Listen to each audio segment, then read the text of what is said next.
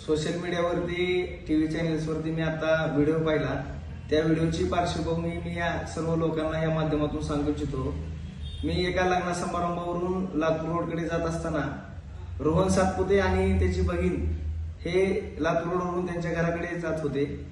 जात असताना जाधवर नावाच्या तरुणाने त्यांच्या स्कूटीला कट मारला आणि कट मारल्यानंतर रोहनच्या बहिणीने त्या जाधवर नावाच्या तरुणाला जाब विचारला असता त्या जाधवर नावाच्या तरुणाने त्या भगिनीला खालच्या भाषेत बोलून आरेरावी केली आणि मी तिथून जात असताना हा प्रकार माझ्या निदर्शनास आला।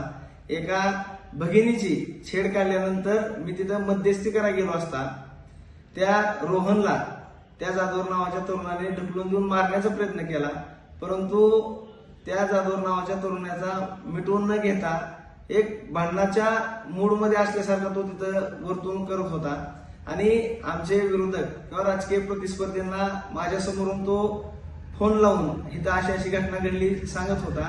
त्यामुळे ही घटना मी कुणालाही दमदाटी करण्याच्या उद्देशाने किंवा माझ्या गाडीला ओव्हरटेक केले अशा घटनेमुळे घडलेली नाही। माझ्या एका भगिनीला कट मारल्यामुळे ही घटना घडलेली आहे।